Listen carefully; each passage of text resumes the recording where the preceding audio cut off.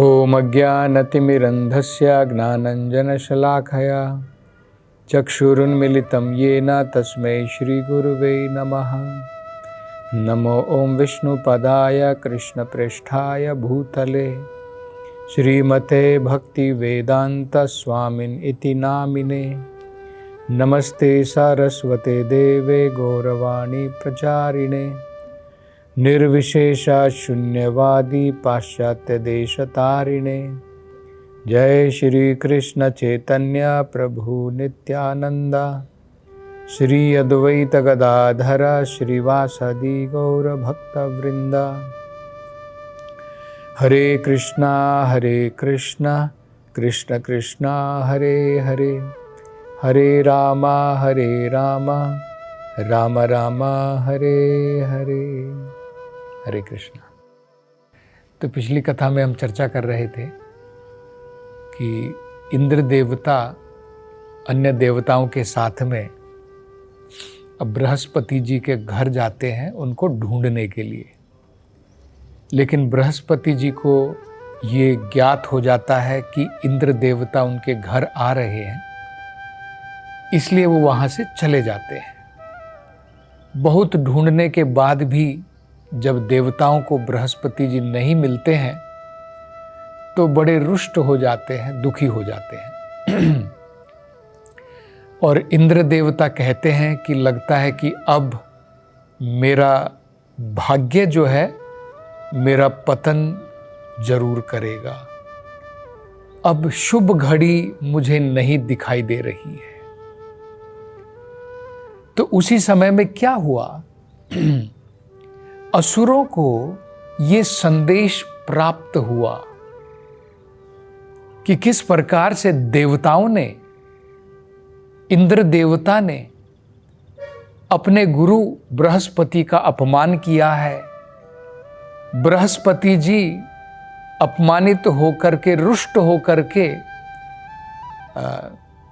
अब उनसे दूर चले गए हैं और उनकी कृपा, उनकी सुरक्षा अब देवताओं के लिए उपलब्ध नहीं है।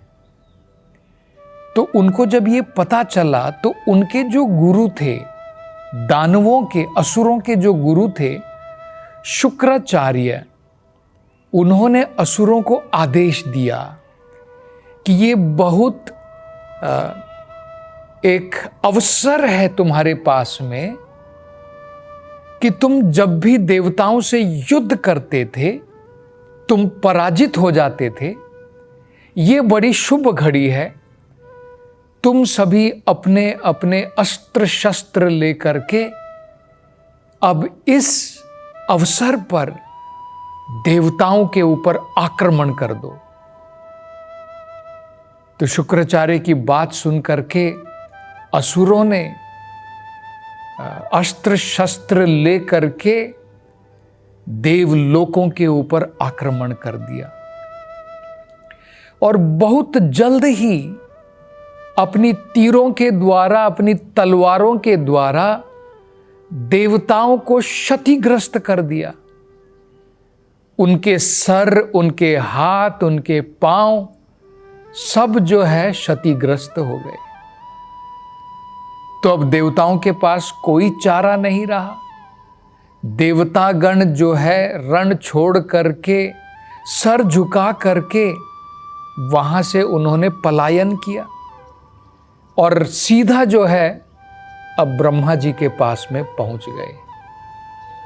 ब्रह्मा जी के पास में जा करके अब उनसे जो है अपनी जो उनकी स्थिति हुई है उसका जो है वो वर्णन करने लगे।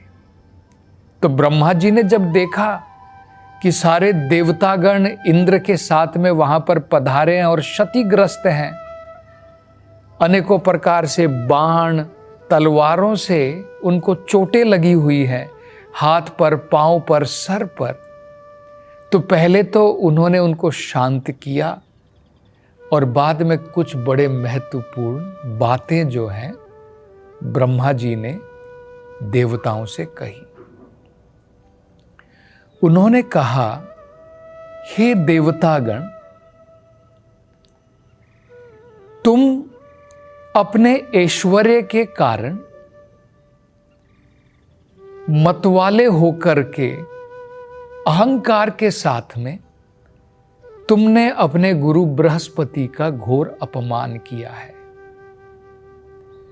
तुम्हारी ये समझ नहीं थी कि बृहस्पति जी जो हैं तुम्हारे गुरु हैं, एक श्रेष्ठ ब्राह्मण है। ब्रह्मण जानाति इति ब्राह्मणा, क्योंकि उनको भगवान का साक्षात्कार है। और दांता, उनकी सारी इंद्रियां काबू में है। उनको जितेंद्रिय भी कहते हैं, गोस्वामी भी कहते हैं। ये सब ना समझ करके तुमने ऐसे श्रेष्ठ ब्राह्मण का अपमान किया है, और उसके कारण ये सारी दुर्दशा तुम देख रहे हो। तो ये बड़ी महत्वपूर्ण बात जो ब्रह्मा जी ने कही है कि जो व्यक्ति जिसने अपनी सारी इंद्रियां काबू में करके रखी हैं, जिसे जितेंद्रिया भी कहते हैं, गोस्वामी भी कहते हैं, और जो श्रेष्ठ ब्राह्मण है, जिसे ब्रह्मण का ज्ञान है, भगवान का ज्ञान है, ऐसे व्यक्ति का निरादर करना, अपमान करना एक अपराध है, जिसके कारण हमारी आध्यात्मिक प्रगति भी रुक जाती है और भौतिकता में हमारा ऐश्वर्य, उसका विनाश होता है, हमारी आयु भी कम हो जाती है। तो ये इन देवताओं का जो है, उन्होंने इस प्रकार से मूर्खता की। कई बार क्या होता है ना, अंग्रेजी में कहावत है, फेमिलियरिटी ब्रीड्स कंटेम्प्ट। जो हमारे सुपीरियर हैं, जो हमारे से उच्च लोग हैं, उनके साथ हमें थोड़ा सा आदर सम्मान की रेखा बनाए रखनी चाहिए। हम ज्यादा उनके साथ में अगर घुल मिल जाएंगे तो संभव है कि हम अपमान कर बैठेंगे। इसलिए गुरु को दोस्त की भांति उनके साथ में मेल जोल नहीं करना चाहिए। हमें एक थोड़ा दूरी बना करके उनका मान सम्मान करना चाहिए। ये बड़ी महत्वपूर्ण बात है। नहीं तो वही होगा, फेमिलियरिटी ब्रीड्स कंटेम्प्ट। जितने ज़्यादा हम आम तौर पर उनसे मिलेंगे जुलेंगे और ये एक दूरी नहीं बना करके रखेंगे मान सम्मान की, तो फिर हम अपराध कर बैठेंगे। ये हमें समझना चाहिए। दूसरी बात, ब्रह्मा जी कहते हैं देवताओं से, हे देवताओं, जरा तुम ही विचार करो कि ये जो आज परिस्थिति तुम देख रहे हो, इसका कारण क्या है? क्योंकि देवतागण तो बहुत बलशाली हैं और हमेशा असुरों के ऊपर विजय प्राप्त करते हैं। लेकिन आज अगर तुम असुरों से हार गए हो तो तुम उसका कारण समझ सकते हो कि उसका कारण ये तुम्हारा अपराध है। और वो कहते हैं इसके ऊपर भी विचार करो कि असुर गुण, जो ये असुर के गण थे, ये हमेशा तुमसे परास्त होते थे, हार जाते थे। लेकिन क्योंकि उन्होंने शुक्राचार्य अपने गुरु का सम्मान किया, उनके आदेशों का पालन किया, तो आज तुम्हारे ऊपर विजय प्राप्त कर ली है। तो ये भी बहुत महत्वपूर्ण बात है। देखिए, वेदों में कहा है, मूकम करोति वाचालम पंगुर लंघायते गिरिम। एक मूक व्यक्ति जो बोल नहीं सकता है, मूकम करोति वाचालम, वो बहुत सुंदर कविताएं बोल सकता है। पंगुर लंगायते गिरिम, पंगु का मतलब होता है लंगड़ा। एक लंगड़ा व्यक्ति जो है वो पहाड़ के ऊपर चढ़ सकता है। तो ये गुरु की कृपा के कारण है। तो ब्रह्मा जी समझा रहे हैं देवताओं को कि तुम ही विचार करके देखो कि तुमने गुरु का अपमान किया, उसके कारण क्या हुआ? तुम्हारा पतन निश्चित था। तुम हार गए असुरों से। हर एक बार तुम्हारी जीत होती थी, लेकिन इस बार हार गए। और असुरगण वो हमेशा हार जाते थे, लेकिन क्योंकि उन्होंने अपने गुरु का सम्मान किया, उनके आदेशों का पालन किया, उसके कारण अब वो इतने शक्तिशाली हो गए कि तुमको परास्त कर सके। तो ये तुम्हें जो है अपनी गलती का एहसास होना चाहिए कि इसका मूलभूत कारण क्या है। एक और बड़ी महत्वपूर्ण बात जो ब्रह्मा जी कहते हैं, वो कहते हैं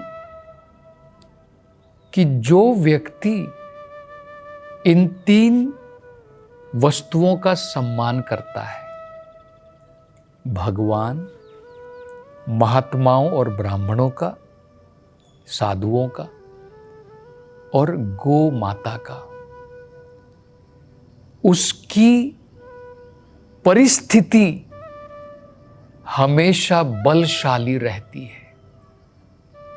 उसकी पोजीशन हमेशा बलशाली रहेगी।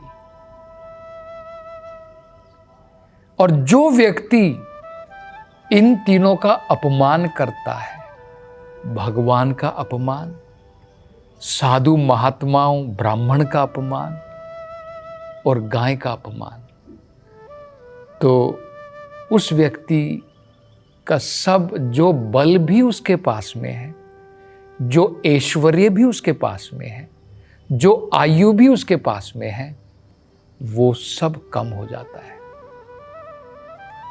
तो ये बात बड़ी महत्वपूर्ण है हमारी वैदिक सभ्यता के अनुसार भी। जो नास्तिक है वो इन तीनों का अपमान करता है, भगवान का अपमान, उनके भक्तों का अपमान और गाय को कसाई खाने भेजना। और जो व्यक्ति भगवान में आस्था रखता है, वो जो वेदों के अंदर में आस्था रखता है, हम देख सकते हैं कि उसको पुण्य की प्राप्ति होती है। वो जीवन में ऐश्वर्य सुख शांति के साथ में जी सकता है। और जो व्यक्ति नास्तिक है उसका पतन निश्चित है। चाहे टेम्परेरीली अगर वो बड़ी से बड़ी सफलता क्यों ना प्राप्त कर ले, जैसे हिरण्यकशिपु ने कुछ समय के लिए हो सकता है देवताओं के लोकों को भी जीत लिया, तीनों लोकों पर उसका राज्य हो गया था। इसी प्रकार से रावण ने क्या किया था? सोने की लंका बना ली थी। कंस हम लोग देख सकते हैं, मथुरा के ऊपर उसने राज्य किया था। सब बहुत सारे राजा उसके अधीन में कार्य करते थे। लेकिन ये ज्यादा समय तक नहीं रहता है, क्योंकि जो व्यक्ति असुर है, जो भगवान का अपमान करता है, जो ब्राह्मणों का श्रेष्ठ महात्माओं का अपमान करता है, जो गौ माता का अपमान करता है, उसका ऐश्वर्य, उसकी आयु, उसकी प्रगति सब रुक जाती है। ये हम देख सकते हैं। इसलिए हमें ये कुछ बातें बड़ी महत्वपूर्ण हैं जिसे हमें अपने मन के अंदर में बसा लेना चाहिए। एक कि प्रामाणिक गुरु जो होते हैं वो कोई आम व्यक्ति नहीं है। उनकी अगर कृपा हमें प्राप्त हो जाती है, आध्यात्मिकता में भी प्रगति करेंगे और उनकी कृपा से हमारे पास में भौतिक संसार में भी कोई कमी नहीं रहेगी। यस्य प्रसादात भगवत प्रसादो, और ये तो वेदों में बताया है, जन्मे जन्मे प्रभु से ही, जिनकी कृपा से हमारी आंखें खुलती हैं, जन्म जन्म में वो हमारे पूजनीय हैं, केवल इस जन्म में नहीं। जिन गुरु की कृपा से हम इस संसार को पार कर पाएंगे, वो केवल इस जन्म में पूजनीय नहीं है। हमारे जो बड़े हैं हमारे से, हमारे पूजनीय जरूर होते हैं, लेकिन हर एक जन्म में नहीं होते हैं। लेकिन गुरु जो है उनका स्थान इतना ऊंचा है कि न केवल इस जन्म में, जन्म जन्म में वो हमारे पूजनीय होते हैं। तो अगर उनकी कृपा हमें प्राप्त हो जाती है तो हमें समझ लेना चाहिए भगवत कृपा प्राप्त हो गई। और अगर गुरु हमसे असंतुष्ट हो गए तो हमारे जीवन में कोई रास्ता नहीं है अब आगे बढ़ने का। हमारा पतन जल्द ही निश्चित हो जाता है। तो अब ब्रह्मा जी इन देवताओं को क्या उपाय बताएंगे, क्या सलाह देंगे, इसकी चर्चा हम अगली कथा में करेंगे। हरे कृष्णा।